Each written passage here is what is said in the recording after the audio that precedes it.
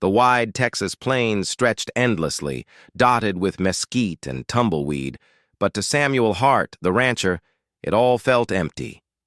He was in his late 30s, tall and broad from years of working cattle, but his shoulders carried a weariness that went beyond physical labor. People in town often remarked that he had everything a man could want: land, livestock, and the respect of his neighbors. But what they didn't see was how the silence of his home pressed in on him every evening, filling the walls of his ranch house with a hollowness that no crackling fire could cure. Samuel hadn't always been alone. Years ago, there had been a woman, a neighbor's daughter he once thought he would marry. But life had taken a different turn. She married another man, one with more charm, and though Samuel never spoke of it, the sting had never truly left him. Since then, he had resigned himself to a solitary existence. He poured himself into the ranch, rising before dawn and working until long after sunset. The land rewarded him with steady harvests and healthy herds. But at night, the silence reminded him of what he lacked: companionship, laughter, and a voice other than his own. The townsfolk respected him but kept their distance. Samuel had a reputation for being gruff, though not unkind. He rarely wasted words and had no patience for gossip, which meant that when he did speak, people listened. Yet for all his strength and self-reliance, there was an unspoken sorrow in his eyes, something the older women in town noticed when he came in for supplies. They whispered to each other that it wasn't right for a man like him to live without a wife, but none dared suggest a match. He seemed beyond the reach of such things. Evenings were the hardest. After washing up, Samuel would sit by the fire, sometimes reading the worn Bible that had belonged to his mother, sometimes just staring into the flames. The ticking of the old clock was his only companion. He had grown so used to the quiet that he almost convinced himself it didn't bother him. Almost. What gnawed at him most was the thought of the ranch's future. The land had been in his family for 2 generations, and Samuel knew it should one day be passed down. But with no wife, no children, and no one to share the burdens or joys of ranching life, he feared his legacy would end with him.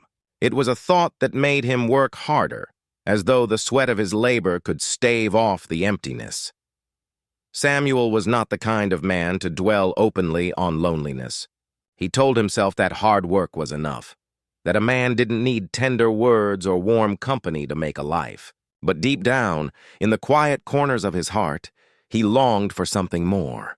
He longed for a voice in his home, someone to greet him when he came in from the pastures, someone to sit across from him at supper, someone who would remind him that he wasn't just surviving, but living. He didn't know it yet, but life had a way of surprising even the most solitary souls. And for Samuel Hart, the spark that would break the silence was about to come from the most unexpected place. A girl the world had cast aside as useless. A girl everyone believed had no voice at all. The small town of Dry Creek was buzzing that Saturday afternoon. Market day always brought people in from the surrounding ranches: traders hawking wares, children darting between wagons, women exchanging gossip while picking through bolts of fabric. But beneath the ordinary bustle lay a crueler spectacle, one Samuel Hart usually avoided. The auction block at the edge of the square was where unwanted things, livestock, tools, even people, were bartered like sacks of grain. Samuel had only come into town for supplies, a list scrawled neatly in his pocket. He meant to buy nails, flour, and coffee, then return home before dusk. But as he tethered his horse near the blacksmith's, a rough voice drew his attention.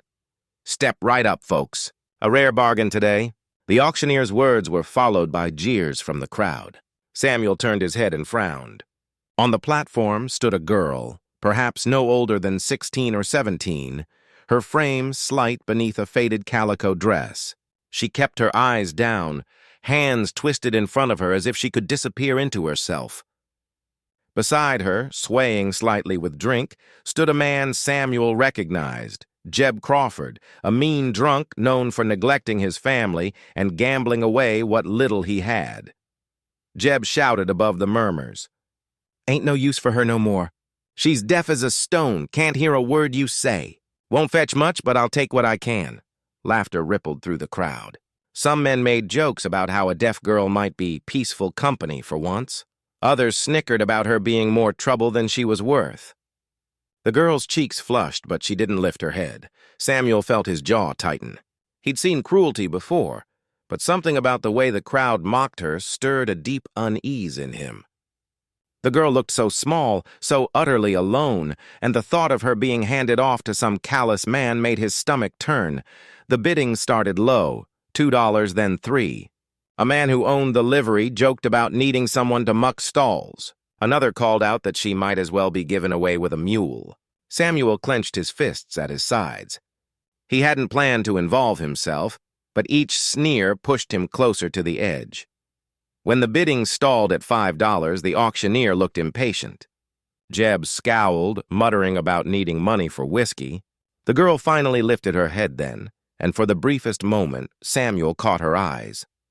They were wide and dark, full of a silent plea that cut straight through his chest.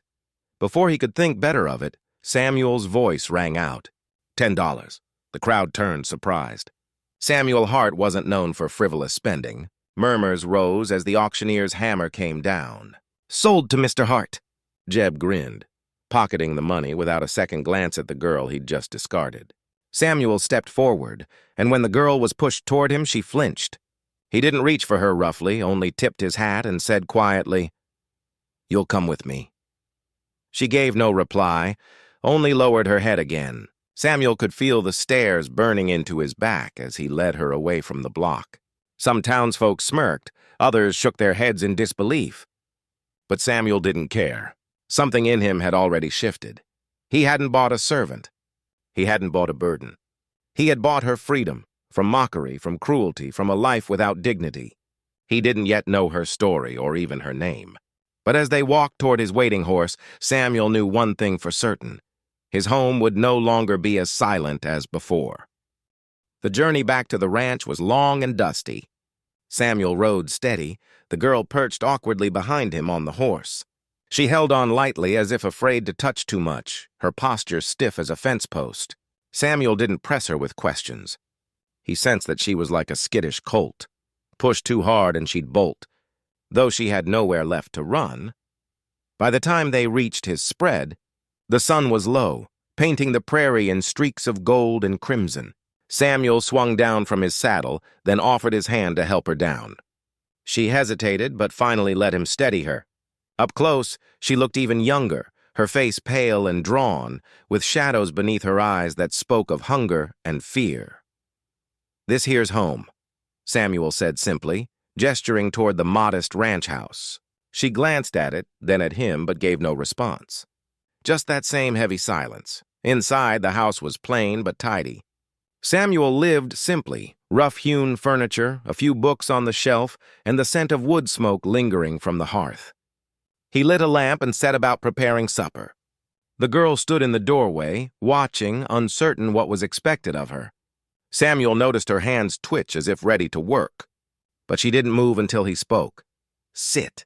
You're not a servant here." She blinked, as if the idea startled her, then lowered herself cautiously onto a chair.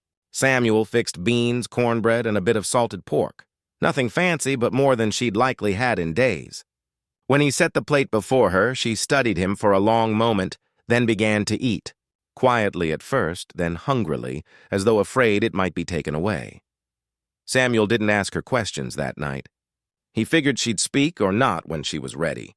He only said grace before eating, bowing his head while she watched curiously.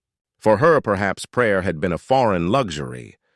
After supper, she rose and began clearing the table without a word.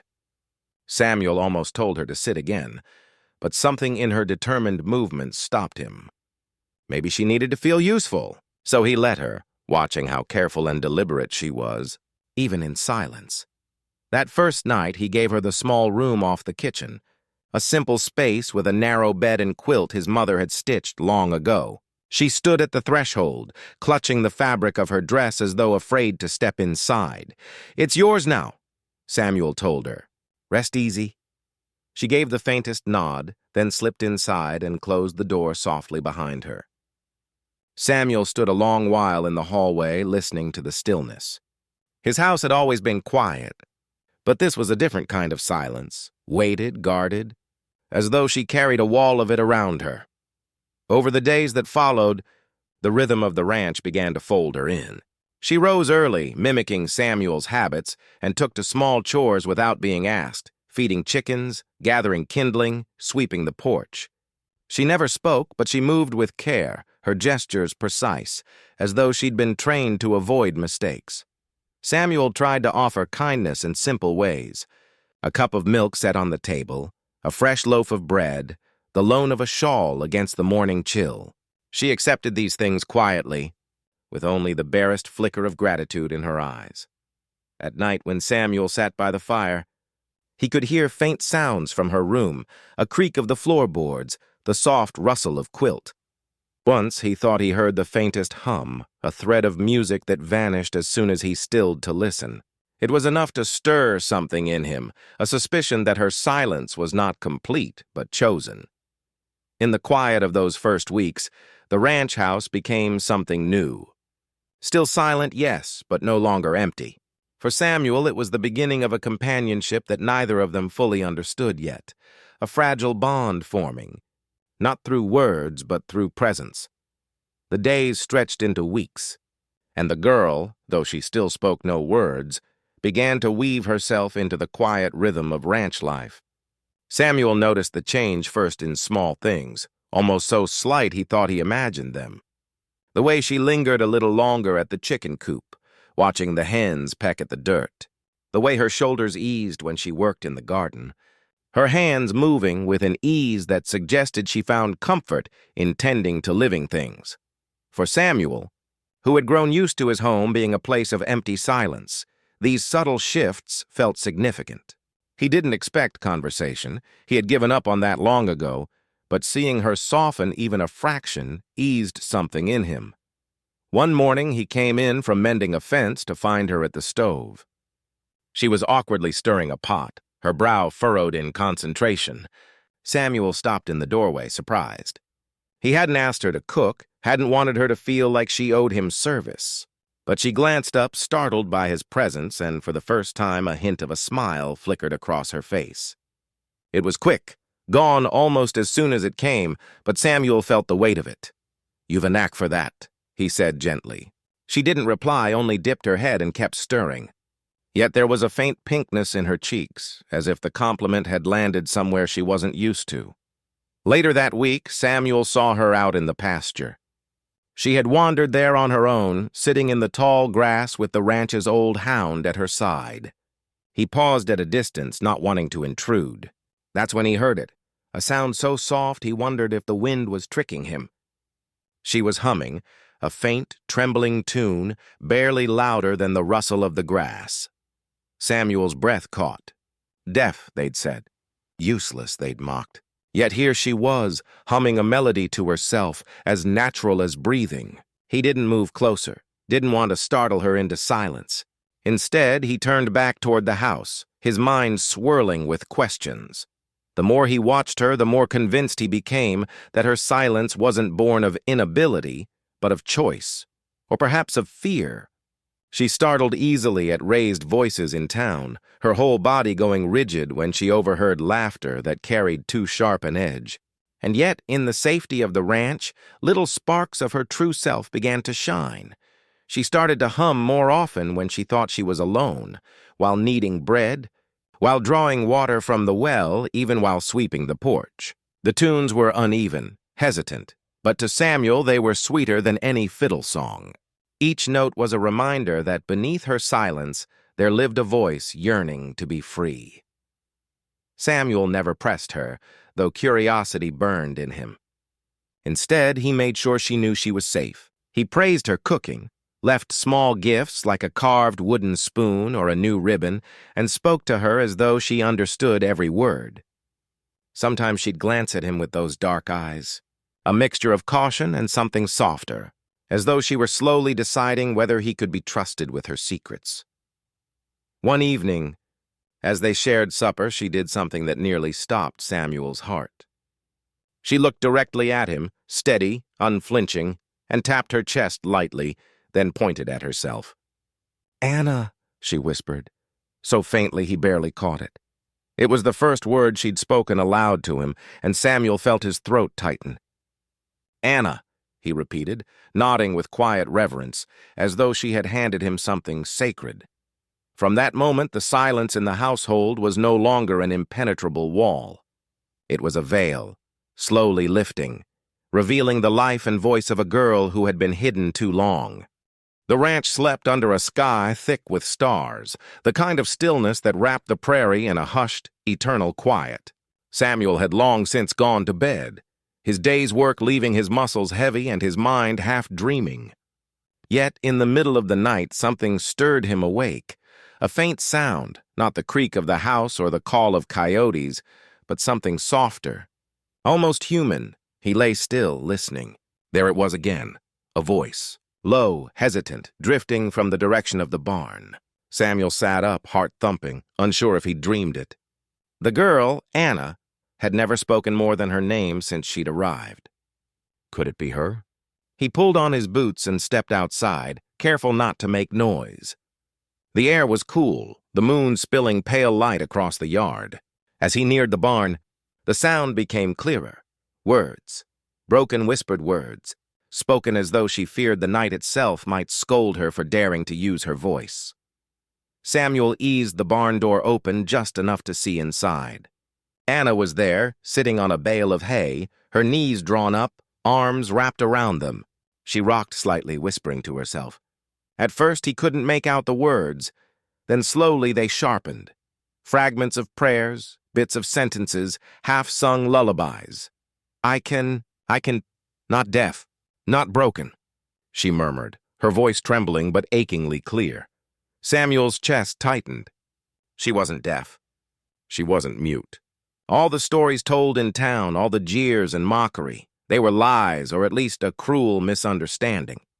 The girl had a voice. She had always had one, but why hide it? Why pretend? As he shifted, the barn floor creaked beneath his boot. Anna froze.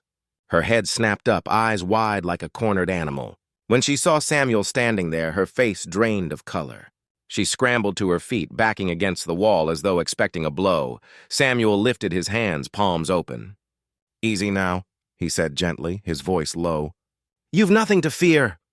She shook her head violently, pressing a hand over her mouth. Her whole body trembled. "I heard you," Samuel continued, careful not to step closer. "Your voice. You don't have to hide it from me." Tears sprang to her eyes, but she didn't move her hand. She shook her head again, more desperate this time. Samuel's heart ached at the sight. This wasn't just shyness. This was fear carved deep, the kind that came from years of punishment. He thought of Jeb Crawford, her father, the drunken cruelty in his eyes, the way he'd sold her without a second thought. Had he beaten her for speaking? Mocked her until she believed silence was safer? The thought made Samuel's jaw tighten with anger. He took a slow breath and softened his tone. "Anna, I won't hurt you. Not for speaking. Not ever. You've a right to use your voice." She lowered her hand slightly, her lips trembling. At last a whisper escaped, ragged and uneven. He said, "If I talk, I'll be punished." Samuel's stomach churned, but he forced calm into his voice. "Not here. Not in this house. Your voice is welcome here. Always." For a long moment the barn was silent again, except for the soft hitch of her breath. Then Anna's knees gave out and she sank back onto the hay, hiding her face in her hands. The weight of years of fear seemed to crash down on her all at once. Samuel didn't go to her right away. He knew trust couldn't be built by rushing in. Instead, he lowered himself onto another bale a few feet away, giving her space, showing her he would sit with her in the dark without demanding anything in return. And in that barn, under the whisper of the night wind, Samuel realized the truth. The girl he had taken in was not broken. She was wounded. She had a voice that had been buried, beaten down, smothered by cruelty. But it was still there, fragile but unbroken, waiting for the right soil to grow strong again. He vowed then and there he would help her find it. The morning after Samuel discovered Anna whispering in the barn, the air between them carried an unspoken heaviness. She avoided his eyes as she moved about the kitchen, her hands trembling slightly as she kneaded dough. Samuel let her be, not pressing her, but he felt the weight of her fear pressing against his chest. He worked the cattle that day, the sun beating down on him, but his thoughts kept circling back to her. He had seen the terror in her eyes, the way she recoiled as though expecting cruelty. He knew she had secrets buried deep, secrets that explained the silence, the hesitation, the way she flinched at laughter. By the time he came back to the ranch house, sweat-streaked and bone-tired, he knew he couldn't ignore it any longer. That evening after supper, Samuel sat at the kitchen table while Anna cleared the dishes. He spoke quietly, his tone steady and without demand. "Anna," he said, folding his hands, "I know you can speak. I heard you last night." She froze, her shoulders stiffening. The plate in her hands rattled against the table as though it might slip. Slowly, she turned toward him, her face pale. Samuel met her gaze, not unkindly. "You don't have to be afraid of me, but I need to understand. Why do you hide your voice?" For a long moment, she said nothing. Her lips parted once, then closed again. She looked like a bird trapped in a cage, uncertain whether the open door was truly safe. Finally, in a voice so faint he had to lean forward to catch it, she whispered, "He made me." "Your father?" Samuel asked gently. Her head bobbed once. She clutched the edge of the chair as though to steady herself. Then words began to spill, broken and halting, like a dam finally cracking. He said I was cursed. That God took my hearing 'cause I was wicked. But I could hear. Always. I just didn't let anyone know. If I spoke, he'd... Her voice faltered, her eyes flooding with tears. She swallowed hard, then continued. "He'd beat me. Lock me in the shed. Sometimes no food, no water. Said I was a liar. A useless liar." Samuel's stomach knotted with rage, though he kept his voice calm. "So you learned to stay quiet?" Her hands twisted together in her lap. "If I stayed quiet, he'd leave me be." Folks believed him. They laughed at me, called me broken. After a while, it was easier to let them. Easier than trying. She bowed her head then, shame pulling her voice into a whisper. I thought, if you found out, you'd send me away too. Samuel felt something twist deep inside him. How many years had this girl lived like this? Silenced, shamed, made to believe her very voice was a sin.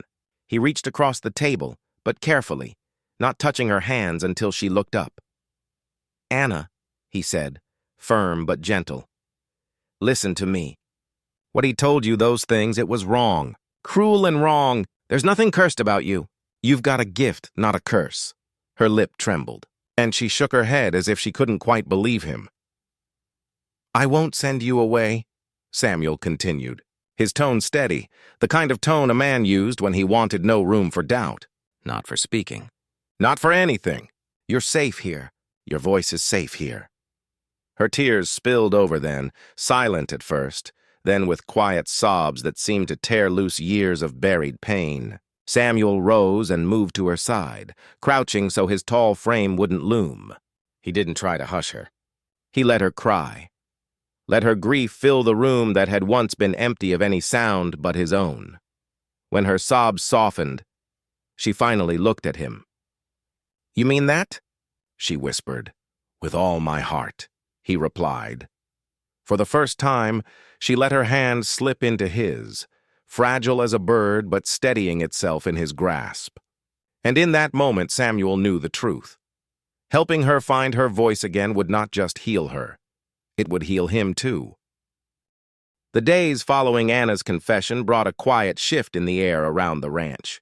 Something had been broken open between them, a truth that was painful but freeing. Samuel now understood the depth of her silence, and Anna, though still uncertain, seemed to test the edges of trust, as though wondering if his promise of safety was real. It began in the smallest ways. One morning, as Samuel saddled his horse, he caught her watching him from the porch. She opened her mouth, hesitated, then said barely above a whisper, "Horse." Her voice cracked on the word, rough with disuse. Samuel turned, his eyes softening. "That's right," he said, as if she had just recited scripture. "Horse." He repeated it back slowly, not correcting, only affirming. She ducked her head, but there was the ghost of a smile on her lips. That was enough to kindle a spark in Samuel's heart.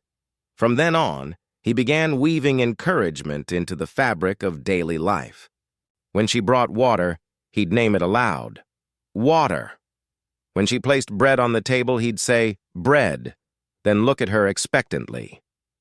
Sometimes she echoed him, voice trembling. Sometimes she only mouthed the words. Either way, Samuel never pushed. His patience was steady as stone. At first, speaking even a single word exhausted her. The fear of being punished for every sound still shadowed her movements. But Samuel's reactions, always calm, always approving, slowly began to unravel those fears. Where once her father's raised hand had silenced her, Samuel's quiet nod invited her voice to grow. One evening, as they sat by the fire, Samuel pulled an old Bible from the shelf. He turned to a passage he knew well and began to read aloud in his slow, steady drawl. Anna watched his lips carefully, her brow furrowed in concentration. After a while, he paused and slid the book toward her. "Try," he said gently. Her eyes widened. "No?" she whispered, shaking her head. "Yes," he said, his voice warm but firm. "Just a little. You've no need to fear." She stared at the words for a long moment, her fingers trembling as they traced the lines of print. Then haltingly she began. The words stumbled out uneven, her voice catching on syllables as though rusty from years of disuse. But Samuel listened as though she were reciting poetry, nodding with every phrase. When she faltered, he smiled softly. "You're doing fine. Better than fine." Her cheeks flushed, and for the first time she didn't shrink from his praise. She even tried again, her voice a fraction stronger. Over time, these nightly lessons became their ritual. Sometimes they read scripture, sometimes simple words from old letters Samuel had kept. Other nights, she tried to repeat things he said in conversation, awkward, broken sentences that nonetheless carried pride in every syllable. But the greatest change came in the moments in between. She began to hum more openly as she worked, no longer shrinking into silence when Samuel entered the room. Occasionally, he even caught her laughing, a soft, startled sound that seemed to surprise her as much as him. Each time, Samuel felt his heart swell. He never once mocked her missteps, never showed impatience. Instead, he treated every word, every sound as something sacred. And slowly, Anna began to believe him. One evening, after weeks of practice, she looked at him across the fire and whispered, "Thank you." Samuel's throat tightened. He wanted to tell her she owed him nothing, that it was her courage, not his patience, that brought her this far. But the look in her eyes stopped him. Gratitude, yes, but also something deeper, trust. And in that moment, Samuel realized what he had suspected for some time. He wasn't just teaching Anna to find her voice. She was teaching him something, too, that even the loneliest heart could be filled again when met with courage, trust, and the fragile beginnings of love. The first time Anna spoke in town was almost by accident. Samuel had taken her with him on a supply trip, something he'd begun doing more often now that she was less frightened of strangers. She rode beside him in the wagon, her posture straighter than when he first brought her home, though her hands still twisted nervously in her lap whenever they neared a crowd. Dry Creek was bustling as usual, wagons rattling over the dusty road, shopkeepers calling out their wares, women chatting in clusters. Samuel guided the team to a stop near the Mercantile. He hopped down first, then offered his hand to Anna. She hesitated, then placed her small hand in his, stepping lightly onto the street. Inside, Samuel busied himself with ordering flour, nails, and lamp oil while Anna wandered toward a barrel of apples near the counter. The storekeeper's wife, Mrs. Hensley, noticed her and approached with a kind smile. "Pretty apples, aren't they?" she said gently, as though speaking to a child. Anna blinked, her throat working. Samuel turned just in time to see her lips move. "Red," she whispered, her voice low but clear enough. Mrs. Hensley's eyes widened. The store went silent for a moment as heads turned. A murmur rose among the customers, sharp whispers, incredulous gasps. She spoke. Someone exclaimed, "I thought she was deaf!" Another muttered, It didn't take long before the gossip spread like wildfire. A man near the back scoffed. "So she's been fooling us all this time? Pretending?" Another voice chimed in, dripping with derision. "What else is she hiding? Can't trust a girl who plays dumb for years." Anna's cheeks burned crimson. She shrank back, clutching her hands to her chest, her body trembling under the weight of their stares. Samuel stepped forward, his presence filling the room. His voice was steady, but there was steel in it. "She wasn't fooling anyone. She was surviving. There's a difference." The room quieted, but not with acceptance, rather with simmering judgment. Samuel turned his gaze from face to face, daring anyone to speak against her. Mrs. Hensley, to her credit, recovered first. She placed a gentle hand on Anna's arm. "You've got a sweet voice, dear," she said kindly, though her eyes were sad, as though she knew the cruelty Anna would face beyond this store. But others weren't so gentle. As Samuel and Anna left the mercantile, the whispers followed them into the street. Deceitful girl. Poor heart. Taken in by a liar. She'll bring him nothing but trouble. Anna's steps quickened, her eyes fixed on the ground. Samuel lengthened his stride to keep pace, his hand hovering near her shoulder, though he didn't touch her, afraid she might crumble under too much attention. When they reached the wagon, she finally broke.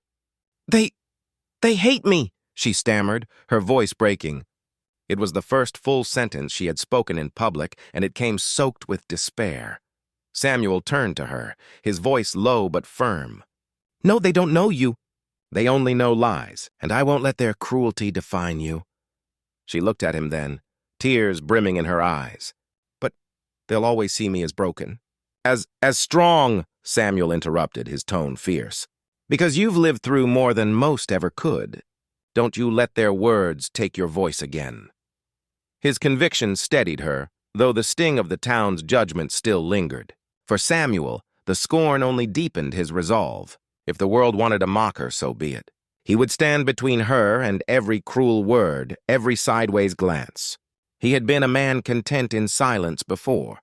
But now he had something worth defending, a girl who had finally begun to believe her voice mattered. And if the town could not see her worth, Samuel vowed he would show them. After the mercantile incident, Samuel noticed a shift in Anna. She no longer hummed so freely around the ranch, and her steps grew quieter, as if she were afraid her voice had already cost him too much. Though she still practiced reading and speaking at night, there was hesitation in her every attempt, like a bird once again uncertain if its wings could carry it. Samuel, however, was not one to give ground to gossip. If anything, the town's scorn only sharpened his determination to help Anna claim a place where she belonged. And so he set about turning his lonely ranch into something more than a shelter. He wanted it to feel like a true home, not just for him, but for her. It began with little things. One day, Samuel returned from the barn with a wooden box of paints, brushes, and scraps of fabric he had quietly purchased in town. He set them on the kitchen table where Anna was kneading bread, her brow furrowed. "What, this?" she asked softly. "Yours," he said simply. "A home should carry the hand of the one who lives in it. Paint the walls, sew curtains, make it yours." For a long moment she stared at him, uncertain whether to believe he meant it. But when she touched the brushes, her face softened into something he hadn't seen before. Hope mingled with eagerness.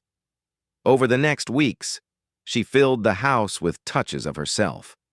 The rough wooden walls of the bedroom bloomed with painted vines and wildflowers. Bits of colored fabric turned into curtains that caught the morning sun. The cold, drafty room slowly grew warm, not just in color but in spirit. Samuel would often pause in the doorway, watching her work, marveling at the way the house seemed to transform under her hands. The ranch itself began to change as well. Anna had once been content to watch Samuel from a distance as he worked with the cattle, but now she ventured closer. She learned how to carry buckets, mend fences, even soothe skittish calves. Though she was still quiet around strangers, her movements on the ranch carried confidence she had not shown before. Samuel noticed the difference most at mealtimes. Where once she sat stiffly at the table, silently eating, she now initiated small bits of conversation. "Bread good?" she would ask, eyes shy but proud. Or, long day? When he came in with dust in his hair. Each word, no matter how simple, filled Samuel with a quiet joy. One evening, after a long day of mending a storm-broken fence, Samuel found Anna on the porch, watching the sunset. She had painted a small wooden board and nailed it to the post beside the door. The word home stood boldly in her careful hand. He stopped short, staring at the sign. "Did you—" She nodded, her voice trembling but certain. Home. Ours. The weight of those two small words struck him deeper than any sermon or scripture could. This girl, once cast aside, silenced, and mocked, was now claiming a place not just of safety, but of belonging. She was no longer merely surviving within his walls. She was building a life with him. From that moment on, Samuel stopped thinking of himself as a man who had taken in a lost girl. Instead, he began to see himself as part of a partnership. Every chore shared, every small laugh exchanged, every word spoken by firelight bound them closer. The ranch no longer felt lonely. It pulsed with the rhythms of two people learning to live not just side by side, but together. And though Samuel knew the world beyond their land would continue to test them, within those fences and walls they had built something unshakable. A new kind of home, forged from trust, courage, and love that needed no approval from anyone else. The seasons shifted, and with them, so did the lives of Samuel and Anna. The once lonely ranch now carried the warmth of laughter, the hum of her quiet songs, and the rhythm of shared work. Yet one truth remained. Anna had never spoken freely of her heart. Though she was learning words, sentences, and even small stories, there lingered a silence around the things that mattered most. Samuel never pressed her. He had always been a man of patience, and he trusted that in time her heart would speak when it was ready. Still, he sometimes wondered if she truly knew what she meant to him, if she understood how profoundly her presence had healed his loneliness. The answer came one spring evening, when a fierce thunderstorm rolled across the prairie. The wind howled, shaking the shutters, and lightning split the sky. Samuel had gone to the barn to check the livestock, leaving Anna by the hearth. When he returned, soaked to the bone, he found her crouched in the corner, her hands clamped over her ears, trembling as the storm raged. Her eyes darted up when he entered, wild with remembered terror. Samuel dropped beside her, pulling her into his arms. "You're safe," he whispered, his voice steady despite the thunder's roar. "I've got you." For a moment she clung to him, shuddering. Then something inside her seemed to break. She pulled back just enough to look into his face, her lips trembling. "Don't leave me," she stammered, her voice hoarse but clear. Samuel's breath caught. It was the first time she had ever voiced a plea, not just practiced a word or answered a question, but spoken straight from her soul. "I won't," he said firmly, cupping her face in his calloused hands. "Not now. Not ever." Her eyes filled with tears, and she shook her head. "I'm broken," she whispered. "Not like others. They say I lie, that I'm not worth." Samuel's chest ached at the rawness of her words. "Anna," he said, his voice thick with emotion, "you are worth more than all their opinions put together. You've survived what would have crushed most. You've built this home with me. You've given me back my life. That's not broken. That's strength." She swallowed hard, searching his face as though weighing whether to trust the truth in his voice. Then, slowly, she whispered words that stunned him. "I love you." The room seemed to still, the thunder momentarily forgotten. Samuel blinked, his heart hammering. She had spoken the words plainly, without prompting, without fear. It was her voice, unbroken, unborrowed, wholly hers. Tears blurred his vision as he pulled her close again. "I love you too, Anna. More than I ever thought a man could love." The storm raged on outside, but within the small house, a different kind of storm broke, one of release, healing, and rebirth. Anna's shoulders shook as she wept, not from fear this time, but from the weight of years lifting, and Samuel held her through it all, silently thanking God that her voice had finally found its way home. From that night forward, Anna no longer measured her words with such fear. Though she still spoke softly, there was a new steadiness to her voice. Around Samuel, she spoke freely, and when she laughed, it rang through the rooms of the house like bells, a sound Samuel vowed he would never take for granted. The town never fully stopped its whispers, but it mattered less and less. For Anna had found someone who saw her not as a broken girl, but as a woman of courage and grace. And Samuel, once the lonely rancher, now lived each day with the gift he had never dared hope for, a love that spoke not only in words, but in every look, every touch, every heartbeat shared. In the end, it was not silence that defined her, nor gossip, nor the scars of her past. It was her voice, fragile, fierce, and true, that told the story of who she was. And in Samuel's arms, that voice was never silenced again.